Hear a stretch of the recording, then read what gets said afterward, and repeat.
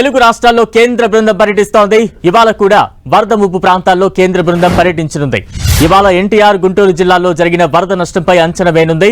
ఇప్పటికే వరద నష్టంపై అంచనా వేసేందుకు వచ్చిన కేంద్ర బృందం నిన్న విజయవాడలోని డిజాస్టర్ మేనేజ్మెంట్ కార్యాలయంలో వివిధ శాఖల అధికారులతో భేటీ అయ్యారు.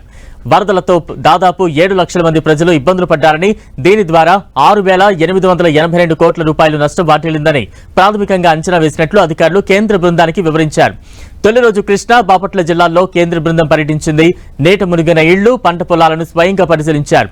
ఇటు తెలంగాణలోనూ ఇవాళ సూర్యాపేట, ఖమ్మం నగరంలోని ముండేరు వరద ప్రభావిత ప్రాంతాల్లో కేంద్ర బృందం పర్యటించనుంది. వర్షాలు, వరదలతో జరిగిన నష్టాన్ని అంచనా వేయనుంది.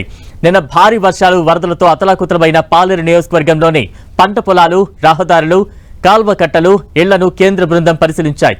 స్వయంగా వరద బాధితులతో మాట్లాడారు. ఈ సమయంలో పెట్టుబడులు పూర్తిగా నష్టపోయామని, అంతేకాకుండా సాగు భూములు కోతకు గురయ్యాయని రైతులు కేంద్ర బృందం ముందు తమ గోడును వెలిబుచ్చుకున్నారు. తిరిగి తమ భూమిని సాధారణ స్థాయికి తీసుకువచ్చేందుకు లక్షల రూపాయలు వెచ్చించాల్సిన పరిస్థితి నెలకొందని ఆవేదన వ్యక్తం చేశారు రైతులు. రైతులతో మాట్లాడిన అనంతరం కేంద్ర బృందం అధికారులతో సమీక్షించారు.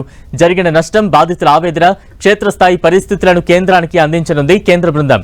ఇవాళ ఖమ్మం నగరంలోని వరద ప్రభావిత ప్రాంతాల్లో కేంద్ర బృందాలు పర్యటించనున్నాయి.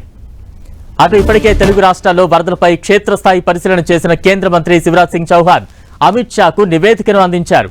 2 తెలుగు రాష్ట్రాల్లోనూ ఏరియల్ సర్వేతో పాటు క్షేత్రస్థాయి పరిశీలన చేశారు శివరాజ్ సింగ్ చౌహాన్. దీనికి సంబంధించిన ప్రాథమిక నివేదికను అమిత్ షాకు సమర్పించారు. తెలంగాణ సీఎం రేవంత్ రెడ్డి మరోసారి ఢిల్లీకి వెళ్లారు. ఇవాళ కేంద్ర హోంమంత్రి అమిత్ షాతో పాటు ఇతర ముఖ్యాలను కలిసే అవకాశం ఉంది.